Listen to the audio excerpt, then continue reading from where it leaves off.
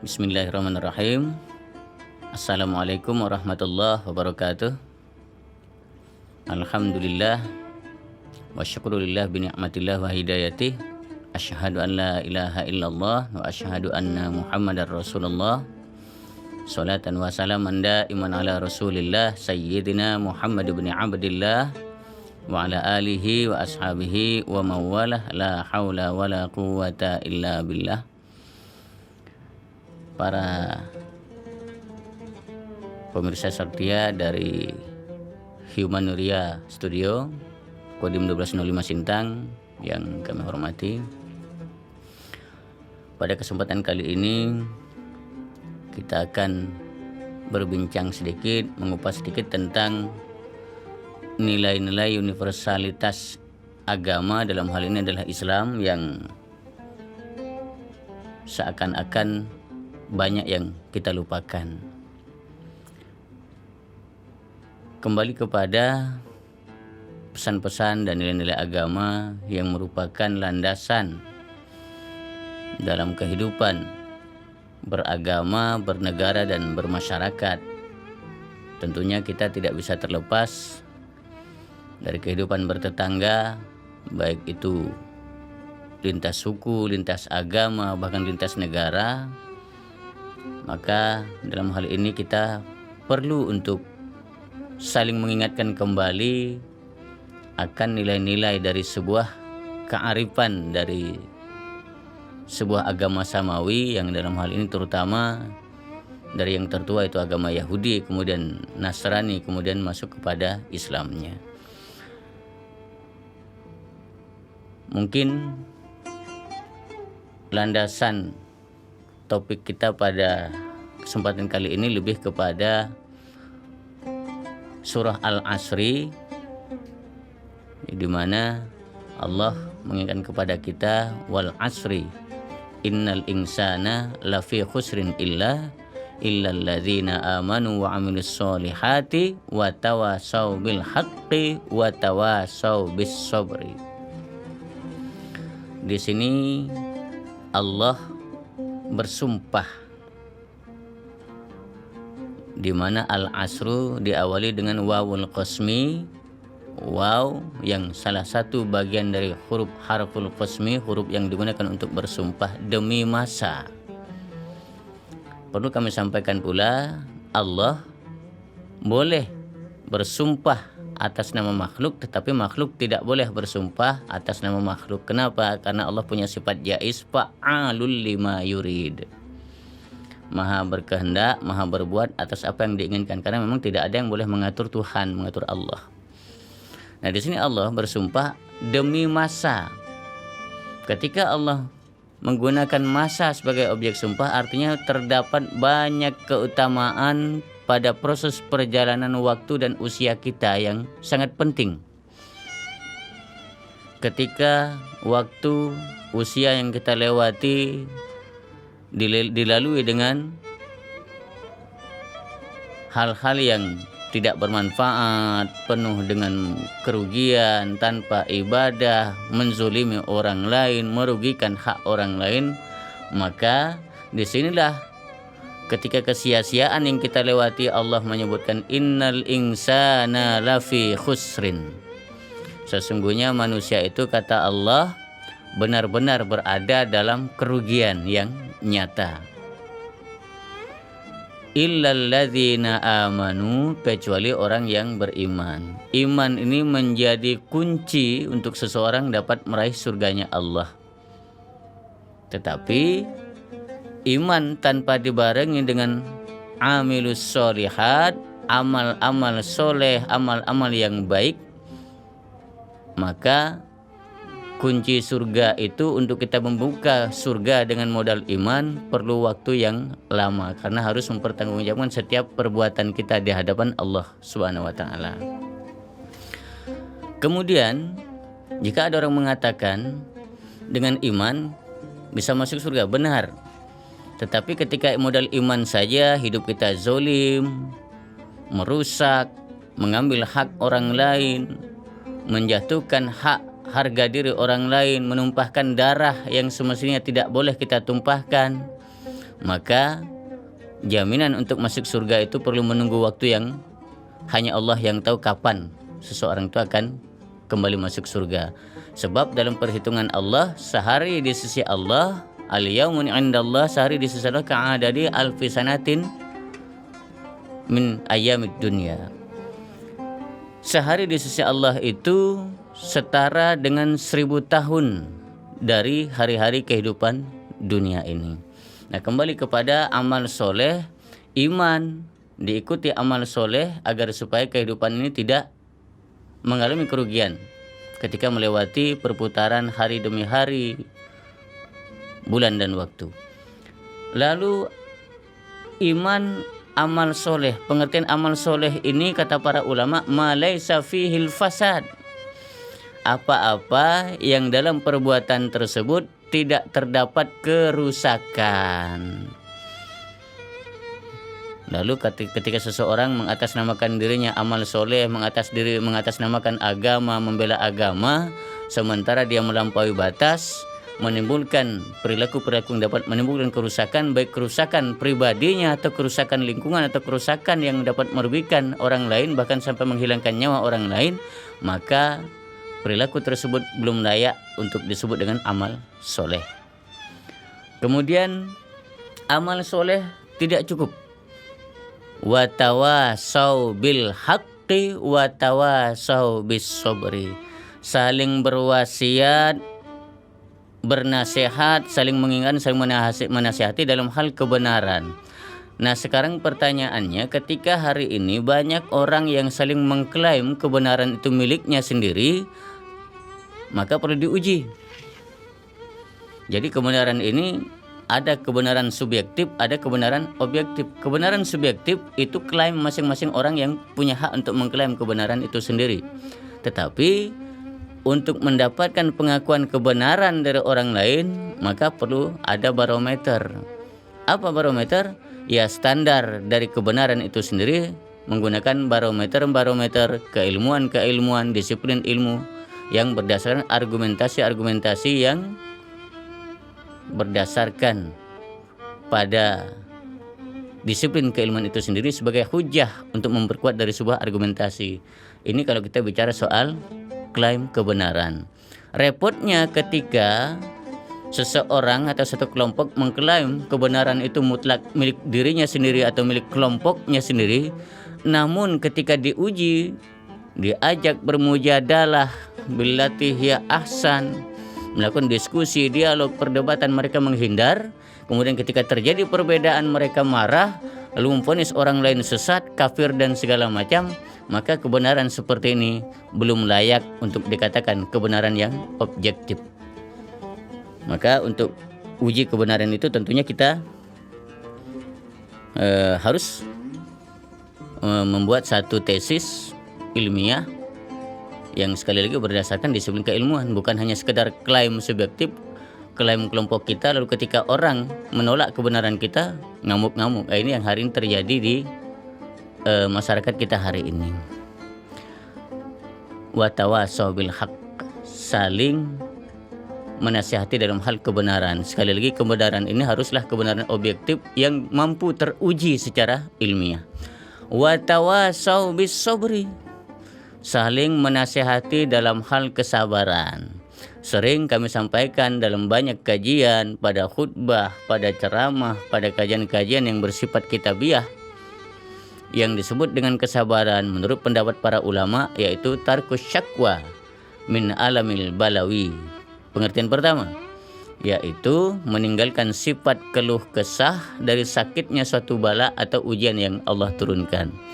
Di sini artinya semakin banyak seseorang itu mengeluh, maka menunjukkan semakin rendah tingkat kesabaran seseorang tersebut. Semakin sedikit seseorang itu mengeluh, menandakan semakin tinggi tingkat kesabaran seseorang tersebut. Lalu pengertian kesabaran yang kedua yaitu al-istiqamatu fi ta'atillah wa tarku maksiatillah. istiqomah dalam jalan ketaatan kepada Allah dan tetap istiqomah dalam meninggalkan perkara maksiat kepada Allah.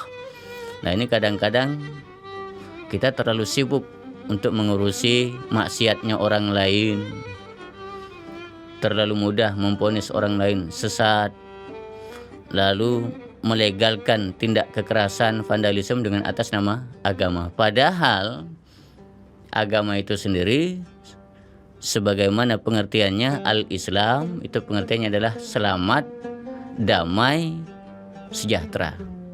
Nah, ketika seseorang beragama melahirkan kekerasan-kekerasan yang mengatasnamakan agama, artinya tujuan dari sebuah agama membangun sebuah perdamaian, maka seseorang tersebut sudah gagal dalam mengusung misi agama yang sering kita kenal dengan sebutan Islam rahmatan lil alam, rahmat untuk seluruh alam. Melegalkan tindak kekerasan atas nama agama, merusak tempat ibadah orang yang berbeda dengan kita, itu merupakan sebuah pelanggaran terhadap nilai-nilai agama. Jika kita menganggap sesuatu kelompok yang berbeda dengan kita dengan sebutan sesat, lalu menjadi justifikasi kita untuk merusak tempat ibadah orang yang berbeda dengan kita, perlu diingat bahkan di zaman baginda Rasul sallallahu alaihi wasallam, Ka'bah itu ketika sebelum beliau diutus sebagai Rasul Allah merupakan simbol dari kesyirikan-kesyirikan yang dilakukan oleh masyarakat Arab Quraisy jahiliyah ketika itu.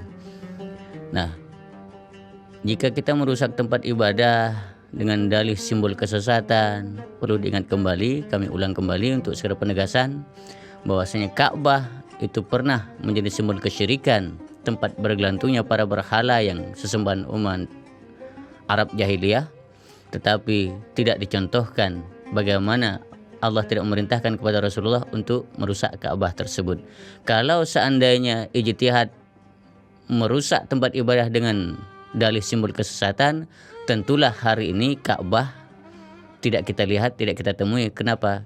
Karena Allah bisa saja memerintahkan kepada Rasulullah untuk merusak Ka'bah, menghancurkan Ka'bah, karena pernah menjadi simbol kekerasan. Sementara Rasulullah diutus, wa ma arsalnaka, dan sekali-kali tidak kami utus engkau wahai Muhammad illa terkecuali rahmatan lil alamin, rahmat untuk alam semesta. Jika kita buka kamus bahasa Arab, terutama kamus Al-Munawwir, itu ketika para ulama memberikan padanan atau diksi dari rahmatan lil alamin, para ulama tafsir membuat satu padanan kata dengan rahimabi. Nah, kalau kita buka kamus berbahasa Arab, rahimabi itu artinya menaruh kasih kepada. Nah, misi Rasulullah ketika beliau diutus ke dunia memiliki sifat kasih kepada alam semesta. Ketika beliau melakukan satu sikap kepada sesuatu itu, maka sesuatu itu akan mendapatkan cipratan dari kasih sayang yang merupakan misi universal dari baginda Rasul sallallahu alaihi wasallam, yang merupakan referensi dari sifat Allah yang Maha Pengasih dan Maha Penyayang. Maha Pengasih artinya tidak pilih kasih kepada siapapun, dan rasa kasihnya Allah melampaui rasa kasih makhluk kepada makhluk. Penyayangnya Allah tidak terbilang. Allah memberikan dengan rasa sayang tanpa pernah mengharapkan imbalan apapun. Ketika Allah menuntut kita untuk taat kepada Allah, ketaatan itu bukan untuk Allah, melainkan kembali kepada seorang hamba tersebut. Para pemirsa studio Humaniora yang kami muliakan, jadi saling iman melewati hidup hari mestinya harus dibekali dengan iman, amal soleh yang tidak mengandung kerusakan pada satu perbuatan tersebut, kemudian saling berwasiat dalam hal kebenaran dan saling menasihati dalam hal kesabaran. Berbedanya hari ini, ketika Allah mengajarkan kepada kita untuk saling berwasiat dalam kebenaran, kita cenderung lebih suka mengklaim kebenaran itu milik kita dan marah ketika orang tidak menerima kebenaran yang kita klaim. menuding kafir, sesat, bid'ah, sehingga apa? Menimbulkan kekerasan atas nama agama. Dianggap sebagai satu yang sah atau legal. Bahkan yang mengerikan itu ketika melakukan tindak kekerasan atas nama agama lalu mengatakan itu jihad, matinya mati syahid. Ini satu pemahaman yang keliru. Sehingga apa? Wajar saja seorang filosofi Arab, Ibnu Rushd, itu mengatakan untuk mengelabui orang-orang bodoh itu sangatlah mudah, untuk menguasai orang-orang yang jahil itu atau yang pandir itu sangatlah mudah, hanya tinggal membungkus sesuatu itu dengan atas nama agama, sehingga memunculkan rasa fanatisme, lalu kemudian mudah menghakimi orang lain yang tidak sejalan dan tidak sepaham, sehingga apa? Nilai toleransi yang tercabik memunculkan sikap-sikap intoleransi antar kelompok umat, kelompok masyarakat. Nah, di sini perlu kita sedikit mengingat tentang bagaimana sikap-sikap Rasulullah dalam menghadapi baik keluarga ataupun masyarakat yang ketika itu bahkan tidak sejalan dengan beliau, bahkan cenderung melakukan tindak kekerasan kepada beliau. Lalu ketika hari ini ada orang mengklaim kelompoknya paling benar, kelompok lain sesat, lalu menghalalkan segala cara dengan tindakan-tindakan vandalisme, pengerusakan, bahkan menghalalkan darah dengan alasan perbedaan keyakinan, perlu kita lihat bagaimana sikap baginda Rasulullah SAW kepada paman beliau Abu Thalib, yang merupakan ayah dari Sayyidina Ali bin Abi Thalib, dan Abu Thalib ini merupakan saudara kandung dari ayahandanya baginda Rasulullah SAW, Abdullah bin Abdul Muttalib. Rasulullah dalam setiap saat selalu mengajak pamannya untuk mengimani tentang risalah kenabian beliau. Tetapi karena hidayah itu milik Allah, sekalipun itu paman Rasulullah hanya diberikan tugas untuk basyiran wa nadhiran, memberikan kabar gembira bagi yang beriman dengan surga dan memberikan peringatan bagi yang tidak beriman dengan neraka. Dan beliau tidak diberikan kewenangan oleh Allah untuk memberikan hidayah dan melakukan penghakiman di luar kehendak Allah Azza wa Jalla, dan beliau tidak menghakimi sesuai dengan hawa nafsu beliau. Bagaimana kita lihat? Ketika paman beliau Abu Thalib tidak mau beriman, maka Rasulullah tetap berbuat baik kepada pamannya, dan pamannya pun karena mengetahui tentang kenabian nubuah beliau sebagai seorang nabi dari beberapa pendeta-pendeta Nasrani ketika itu, termasuk Waraqah bin Naufal kalau tidak salah. Nah, di sini pamannya meyakini bahwasanya keponakannya memang seorang utusan Allah, akan tetapi karena rasa gengsi dan kembali kepada hidayah Allah, beliau merasa diri beliau adalah paman, begitu, orang yang memiliki materi yang cukup, kemudian pemimpin kabilah, sehingga dalam satu sirah Nabawiyah, satu kisah dikatakan Abu Thalib ini gengsi untuk beriman kepada keponakannya yang tidak punya apa-apa, tingkatannya keponakan, tidak punya apa-apa, tidak memiliki status sosial, bahkan ummi, tidak bisa baca dan tulis. Itu menurut pendapat jumhur ulama tentang keberadaan Rasulullah, beliau keadaannya ummi, tidak bisa membaca dan tidak bisa menulis. Kemudian ada yang bertanya, loh kok Nabi tidak bisa baca tulis? Berarti Nabi bodoh? Bukan begitu. Itu semuanya dalam skenario Allah. Ketika hikmahnya Rasulullah tidak bisa membaca dan menulis, tetapi beliau mampu mengisahkan tentang sejarah-sejarah umat terdahulu dan mampu menyampaikan satu untaian kalimat yang mengandung sastrawi atau balaghah yang sangat tinggi berdasarkan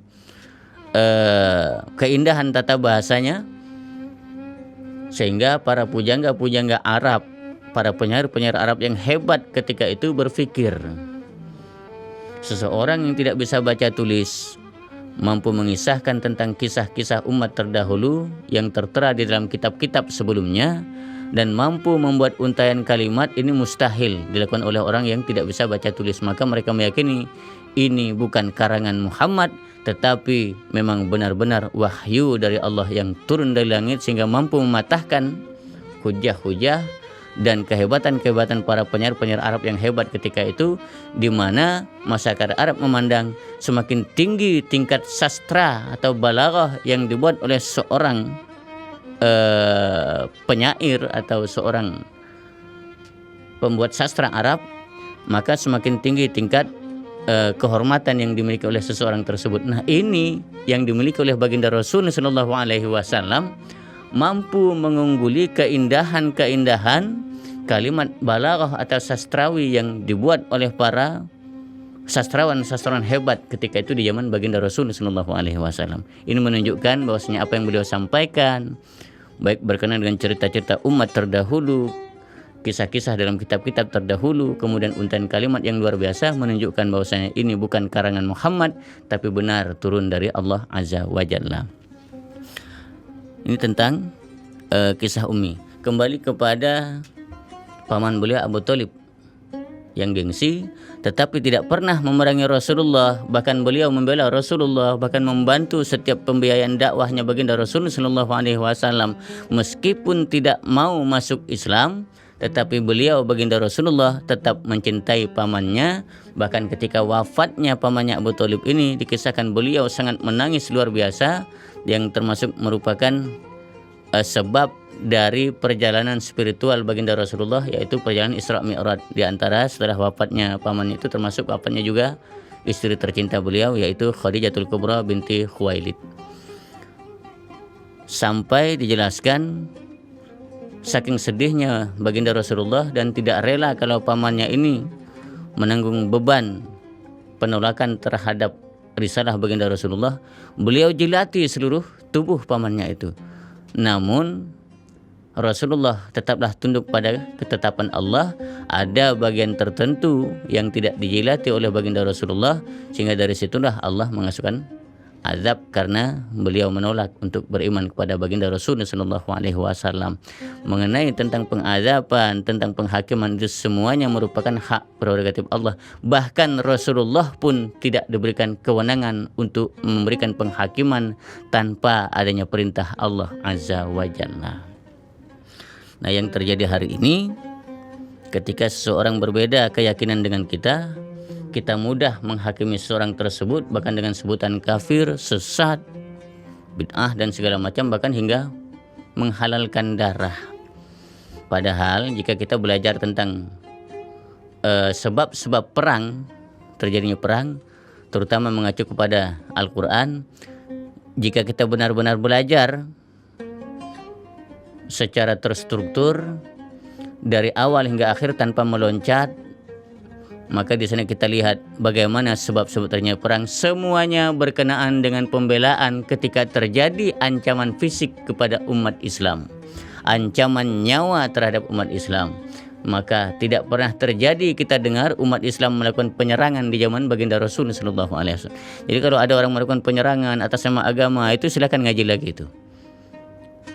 Kemudian jika ada provokasi atas nama agama, silakan cari tahu lagi, jangan hanya cukup berhenti pada satu penjelasan.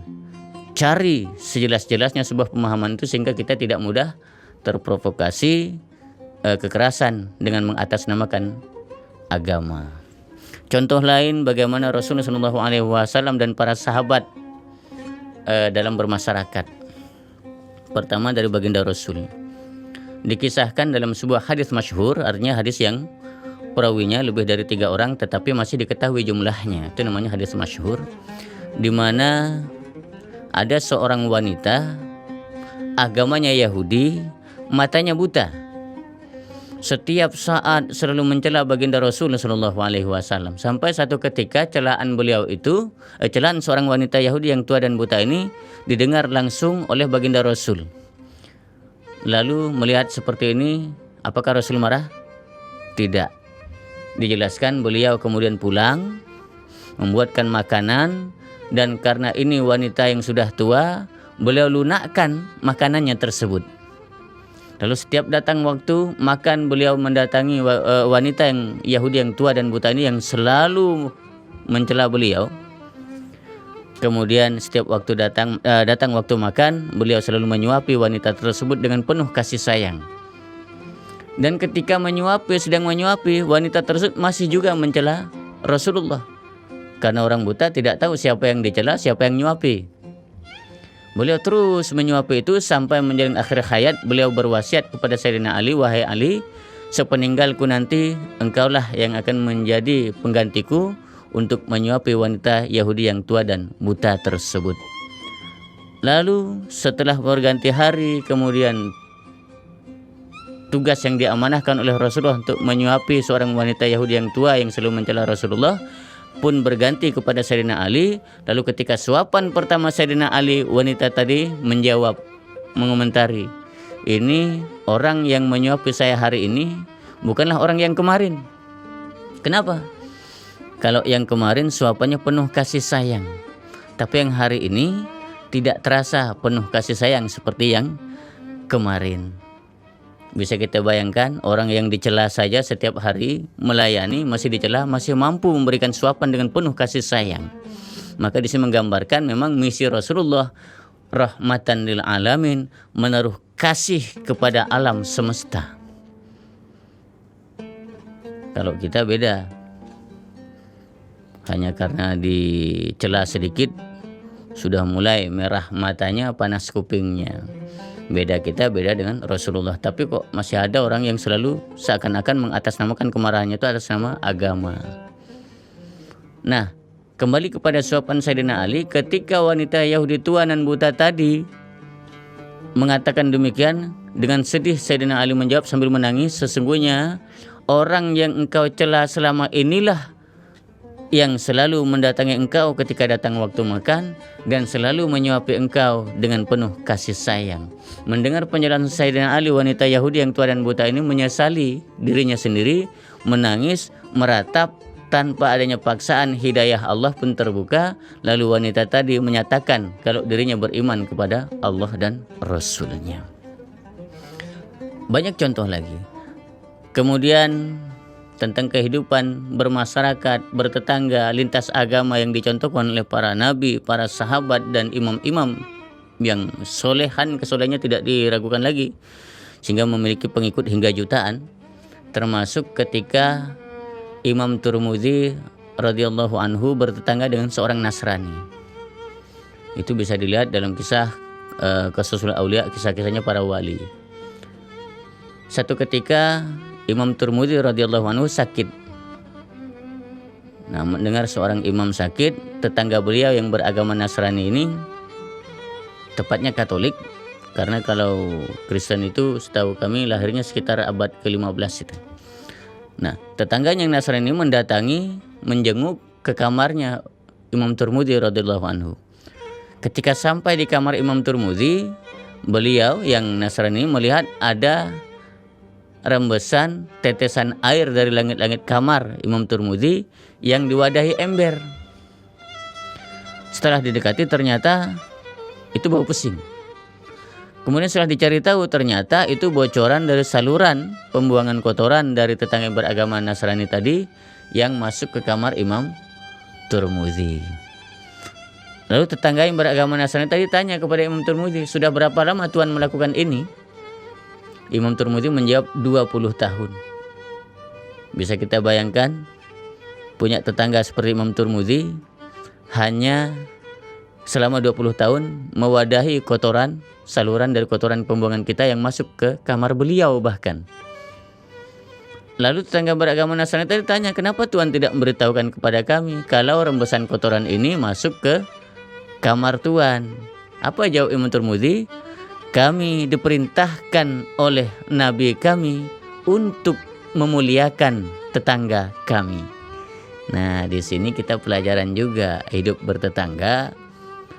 Kalau masih mampu untuk bersabar dengan kezaliman tetangga, mulut tetangga, sepak terjang kaki tangan tetangga, maka jaminannya banyak keutamaan yang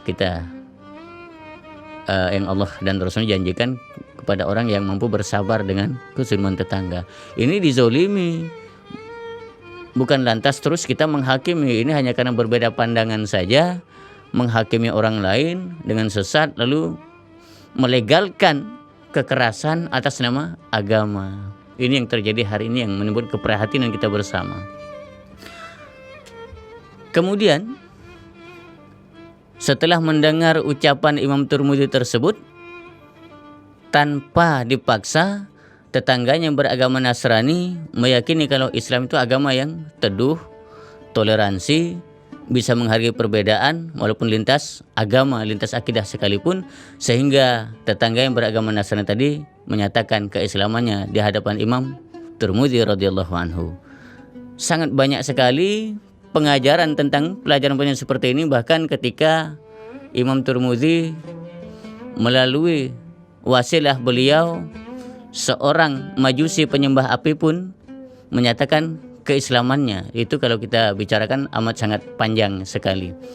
Mungkin itu hanya sekilas tentang bagaimana kita hidup dalam perbedaan keyakinan yang kemudian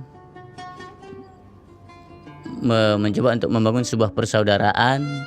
Bagaimana kemudian terbentuknya sebuah negara Madinah dengan Sahifatul Madinah, dengan Piagam Madinah yang merupakan sebuah konstitusi modern dalam berbangsa dan bernegara yang mampu merangkum, mengayomi setiap lintas suku, lintas agama yang ada di Madinah sebagai sebuah Darul Madinah. Yang kalau ada orang bilang, wah kita beragama cukup hanya dengan Al-Quran dan hadis saja. Sebagai orang mukmin, orang Islam, boleh saja, bahkan harus. Tetapi apa mungkin para tokoh agama, pastor, pendeta, pedanda, para biksu harus kita paksakan untuk mengikuti ajaran itu? Tentunya tidak. Maka kemudian para rahib-rahib Yahudi, pendeta-pendeta Nasrani, dan orang-orang Majusi diberikan ruang dalam menjalankan keyakinannya masing-masing, lalu berkenan dengan hubungan kemasyarakatan sebagai sebuah warga negara Madinah. Baginda Rasulullah SAW menyusun sebuah konstitusi yang bahkan diklaim oleh para ilmuwan, para ahli tata negara merupakan konstitusi modern pertama di dunia yang mampu menempatkan posisi setiap suku bangsa sejajar di hadapan hukum. Dan bahkan dalam konteks berbangsa bernegara, Rasulullah menggunakan istilah zimmi. Kalau zimmi kita buka kamus-kamus bahasa Arab atau penjelasan para ulama, ketika baginda Rasulullah menyebutkan dengan sebutan zimmi, maka para ulama menyebutnya dengan dunal muslim, bukan muslim, selain muslim atau non muslim. Nah, zimmi ini pengertiannya non muslim yang dilindungi, maka zimmah. Kemudian kalau kita buka kamus, itu non muslim atau orang yang bukan muslim yang dilindungi oleh penguasa muslim. Kemudian kalau dalam terjemahan kitab Nasha'il Ibad, karena kita juga punya kajian kitab Nasha'il Ibad, itu disebutkan kalau dalam terjemahannya, dia yang bukan muslim tapi dia loyal kepada pemerintah muslim, maka kewajiban pemimpin muslim melindungi hak-hak beragama, berbangsa, dan bernegara pada setiap warga negara. Mestinya itu yang hari ini disadari oleh setiap umat beragama sebagai umat muslim, sebagai warga dan dari negara Indonesia ini, untuk lebih bisa hidup bersama, bertoleransi dalam setiap perbedaan pandangan, perbedaan keyakinan, sehingga dengan begini akan terwujud pertama ukhuwah Islamiyah, persaudaraan yang sesama umat Islam dan secara Islami. Karena ya Uniswah ini merupakan pemahaman dari pengertian baik itu satu aliran atau pemahaman. Jadi yang disebut dengan ukhuwah Islamiyah, persaudaraan baik seagama maupun berdasarkan nilai-nilai keislaman itu sendiri. Yang kedua ada ukhuwah watoniyah, persaudaraan sebangsa dan satu negara, sebagaimana yang sudah dibuat dalam konstitusi Madinah atau Sahifatul Madinah oleh baginda Rasul SAW. Lalu ada ukhuwah basyariyah yang sering dikumandangkan oleh, kalau Pak Letnan Kolonel Eko Bintara Saktiawan, selalu dengan bahasa memanusiakan manusia, yaitu ukhuwah basyariyah, persaudaraan sesama umat manusia selagi mereka tidak mengusik, tidak menjarah, tidak menzolimi. hati-hati dengan sifat zulim, sifat melampaui batas, karena Allah mengingatkan, ittaquz zulma fa inna zulma zulumatun yaumal qiyamah. Takutlah kalian kepada sifat zulim, karena kezuliman itu merupakan kegelapan-kegelapan kelak yang akan ditemui seseorang pada hari kiamat. Mungkin ini saja sekedar renungan dan pencerahan untuk kita bersama sebagai sebuah pemikiran yang hari ini dapat menginspirasi di mana kehidupan toleransi, perbedaan menjadi sesuatu yang semakin mengikis di tengah umat beragama, baik sebagai pemeluk agama maupun sebagai warga negara bangsa Indonesia. Mungkin demikian, semoga Allah meridai kita semua. Kami akhiri dengan subhanakallahumma wa bihamdika asyhadu an la ilaha illa anta astaghfiruka wa atubu ilaik. Aqulu qawli hadza astaghfirullahal azim li wa lakum wallahul muwaffiq ila aqwamit thoriq. Wassalamu alaikum warahmatullahi wabarakatuh.